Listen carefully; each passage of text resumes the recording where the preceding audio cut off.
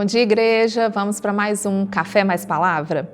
Estamos aproximando aí do final do ano e hoje eu quero trazer uma lembrança sobre a lei da semeadura.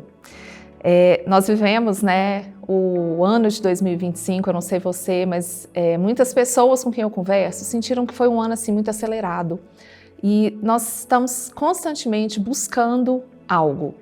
E chegando assim no final do ano, a gente acaba naturalmente fazendo um balanço, tentando entender como que foi o ano, o que a gente fez, o que a gente deixou de fazer, o que a gente plantou, o que a gente conseguiu colher, plantou nesse ano e conseguiu colher ainda nesse ano.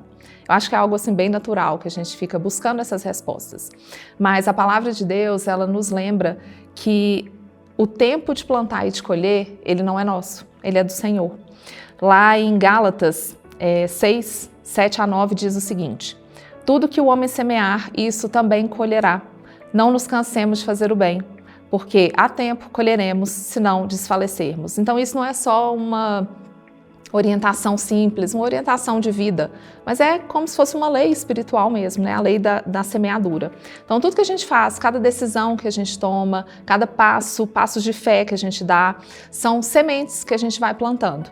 Então, sementes de oração que a gente planta e que nunca voltam vazias, sementes de serviço, quando a gente serve as pessoas, serve a igreja, serve a nossa família, serve no nosso trabalho também, nunca passam despercebidas, sementes de fidelidade que no futuro demonstrarão para as pessoas que nós estivemos ali fiéis. E Deus não perde essas sementes, Por mais que a gente queira alguns resultados rápidos, nem sempre esses resultados vêm no nosso tempo. Mas também lá em Salmo 126, de 5, 6, diz o seguinte: os que semeiam em lágrimas cegarão com alegria, ou em júbilo ceifarão. Tem sementes que a gente planta que não são sementes plantadas com um sorriso no rosto. São sementes de perseverança no meio da correria, do cansaço, sementes com lágrimas mesmo, que vão nutrindo essa semente, obediência no meio da incerteza, fé no meio da falta de aparentes respostas, apesar que a gente sabe que o Senhor está trabalhando. E no reino de Deus, até mesmo as lágrimas, elas estão regando algo com propósito. Então o choro, ele não é um sinal de fraqueza, mas sim um sinal de entrega, de um coração entregue. E o Senhor, no tempo perfeito dele, vai transformar essas lágrimas regadas com semente em grandes colheitas. E também nem toda colheita acontece no mesmo ano. A gente vive um calendário, janeiro a dezembro, isso é natural. Isso é algo que traz ordem, organização, a gente precisa disso. Mas lá em Eclesiastes 3, 1, 2 diz o seguinte: há tempo para todas as coisas, tempo de plantar e tempo de colher. Então pode ser que você olhe para o seu 2025 e pense: eu não colhi o que eu queria ter colhido, eu não vivi o que eu planejei viver. Mas lembre-se que essa colheita, ela não obedece esse nosso calendário, Janeiro. Plantei em janeiro, vou colher em dezembro. Não, ela obedece o tempo do Senhor, que esse sim é perfeito, não o nosso.